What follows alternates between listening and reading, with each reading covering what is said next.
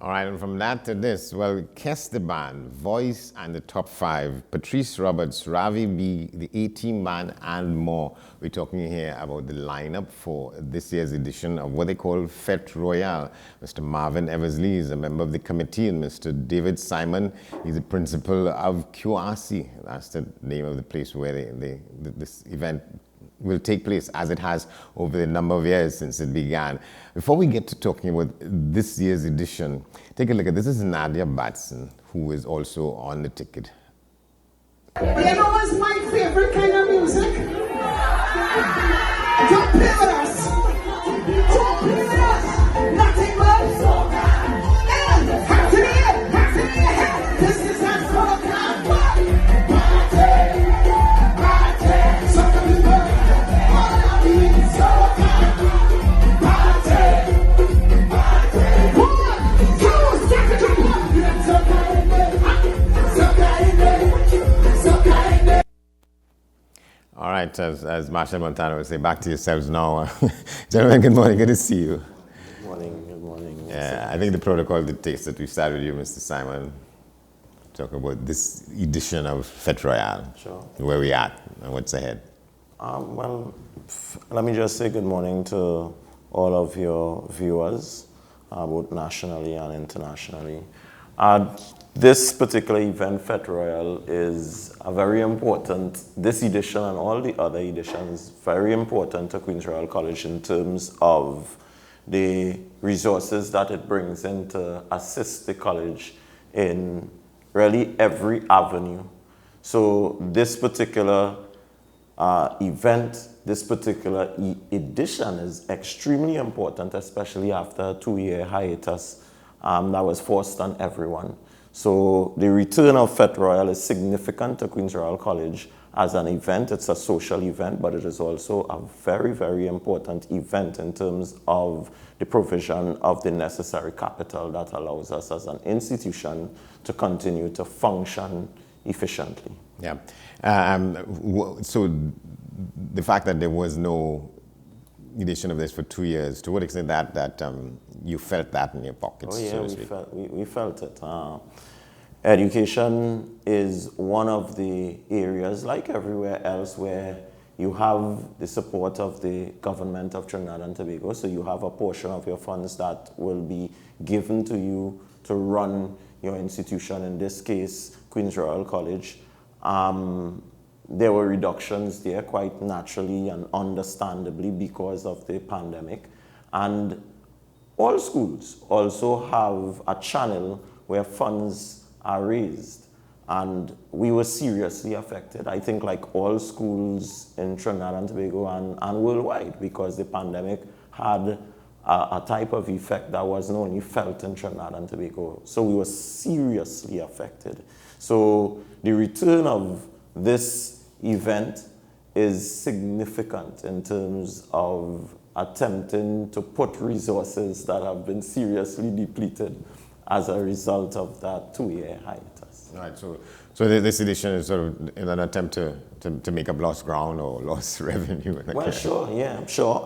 We do have a number of capital-intensive projects that we always identify.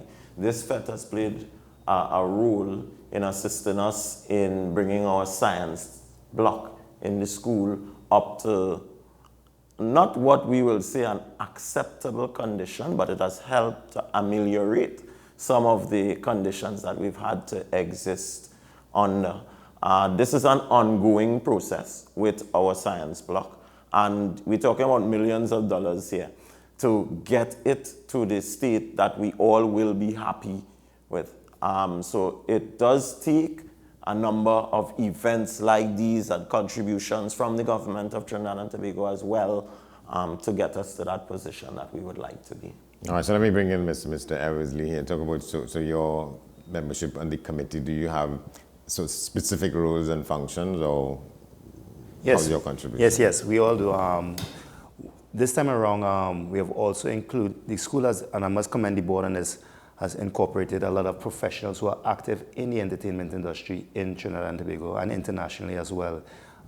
We have personnel in media, in budgeting, in terms of marketing, in terms of finance. So You mean old boys? old boys, Yeah, all okay. old boys, all old boys, and they are volunteering their services towards the betterment of the establishment. So this is really a rally cry from young, middle-aged, and old to come together to do this process of putting together this event.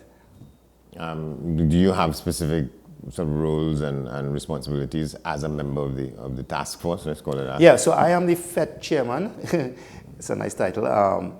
And I oversee everyone, but it's not a one-man show. It's really a collective thing in terms of the board, the PTA, a lot of stakeholders are involved. And we all come together to put this, so we have other guys who would be involved in food, who would be involved in entertainment, stage management, and these are all professionals within the industry that have come together from the school alumni to put together this event. Mr. Simon, is there, to what extent there is, well, I mean competition in a sense, but rivalry in the same way that we came out of that with, or we came through those years with intercall rivalry. What is it like, among these big three, in terms of competing for the audiences in these fetes, QRC, St. Mary's, Fatima? Carnival is the type of activity that allows everyone to prosper. So if you're talking about competition, every event, in the field of management competes with one another. But the schools don't compete with one another. St. Mary's Fete takes place this weekend, and I will be at that particular event. And St. Mary's has the use of QRC's car park to assist in their thing. We don't, there's that rivalry. Of course, that is historical when we get onto a football field or a cricket field. There is a rivalry, there's a healthy rivalry. There is no animosity. So there is cooperation. We are all stakeholders in education, and our particular purpose is to ensure the education of the children of Trinidad and Tobago, and ultimately children of the world, because we are citizens of the world. So therefore, there is no animosity and there is no competition that is not healthy. What is it you want people to know about this fete? I'm asking a question because my feeling, my suspicion is that you have no problem getting every single ticket out and you got no returns at the end of the day. Yes. Well, I will let Marvin help you with this, but like any other event, we can't take anything for granted. We have to do the groundwork, which we have been doing. And as you rightfully said, remember, there is competition because there are other events taking place on the night, and people have their hard-earned cash to spend, and they have to make a choice as to where and how they're going to spend that particular money that they have in their pocket.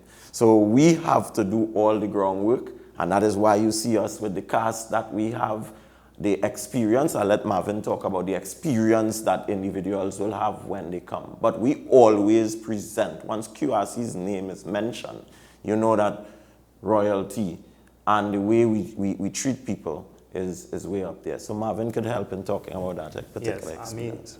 As we all know, one of the challenges with the pandemic was in terms of price point and inflation and a lot of stuff. So what I can guarantee you with QRC is that the premium package you're getting in terms of food, drink, entertainment, partying experience, and at the price point that we're coming in is unbeatable, right? We have for an all-inclusive package. That being said, it's a rally cry for all boys, all girls, all walks of life to come back home. So the theme of the event is we're home. And all roads lead to Hay Street and Marval Road, which is QRC. So we're calling for all. I actually know people who are flying in for this event just to support it. It's going to be one that I can't say, I don't want to let all the cats out of the bag, but I can guarantee you that it's a value for your dollar, and beyond that, you're getting more than you're spending for with this event. And I'm saying that not just for the school events, but for a premium all-inclusive overall.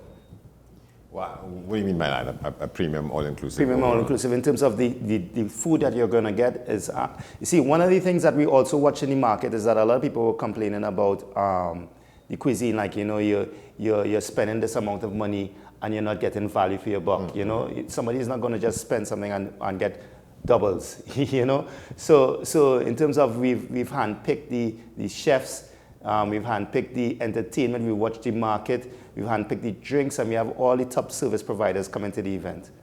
Yeah, so you put a premium on some things because Yes. you don't take chances. You don't take, as Mr. Yeah. Simon said, you don't take things for granted. Correct. Yeah, we don't. And what we want to say, though we have the theme, we home, our event is an event that is directed at the entire public. Of course, we know we have a pretty strong Royalian network. Alumni. Yes, but it is not directed at them alone. We cater for the general public to come and really enjoy that. The team We Home is really talking about that return of the event to Queen's Royal College. So we at home, and QRC Old Boys, QRC Old Girls, and the general public, anybody could come home to us and enjoy. Yeah, I wouldn't call I wouldn't even say that they're your competitors, but it's another one of these big institutions. The discussion on the streets over the last couple of weeks is that you didn't know who to approach and you didn't know where to go to get tickets, and it appears to be a big secret. The question is why? Well, I can't answer that, but what I do know, and I'm sure Marvin will back me up on that, what I do know is that Queen's Royal College we all have different histories, and our history, we are government schools, say, for example, so our history is different, and tickets are available. You can walk into Queen's Royal College in our general office. There's also the OBA office on the compound. Tickets are available there. They're available What is from... the OBA? The OBA refers to the Old Boys Association. Okay, all right. Right? So we talk about the QRC OBA, which is the Queen's Royal College Old Boys Association. And we also have tickets available throughout the island. Really, we have at Bagalito Enterprises in Long Circular Mall, Grand Bazaar, and C3. So we are taking care of those individuals in the Southland. They can get it at Grand Bazaar Central, and then in Presentation College as well in South. And of course, the QRC box office. And so online. tickets are, and online, Yes. Yeah.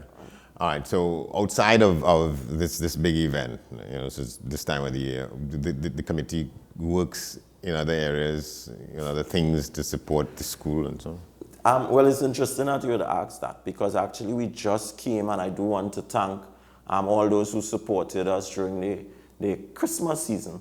We just came from an event that was known as Parang Royal, where we put on a Parang event during the Christmas, the Sunday after school had closed. And Marvin here was a member of that committee, and we did have individuals from that committee playing a very significant role. Marvin has been very modest, because Marvin is really the mastermind behind our online marketing and that sort of thing. He's very, very good at that. So he assisted us in the Parang Royal. And yes, we do have assistance from our old boy and old girls community in assisting the school whenever we put on a variety of events. Yeah. So there's networks of groups of you all doing different things, but you come together and you collaborate. And so Yes, and what we've noticed from, especially from the pandemic, it's a curve. I mean, life is a constant change.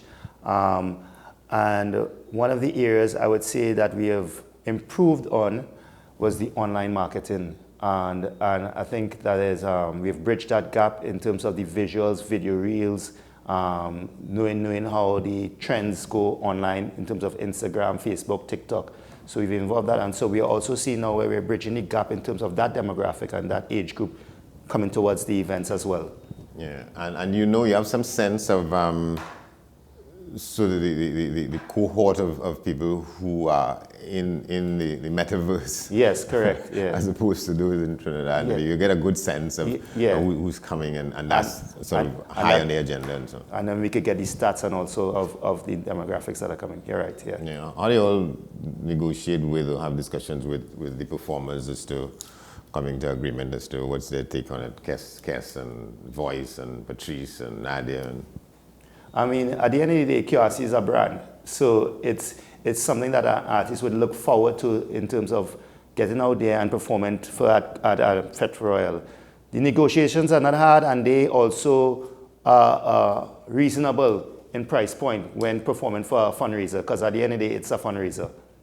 Yeah. Yeah. You know, I was talking with someone else a couple of days ago. He's into business and management and so on, and talking about how, let's say, putting into context the issue of the proposed rate in electricity rates and so on, the increase in that. And I was saying, well, you know, people quarreling about that, but they're paying $1,200 and $1,300 to go to a fete. You say, well, that suggests that there's a divide among us as to who can afford what and who will do what with what. But I'm asking to what extent that's not an issue when it comes to these things. People. Well, that's a very complex issue you're raising there, and there are a number of factors that we must take in. But as an event organizer, when we are doing Fete Royal, that's what we focus on.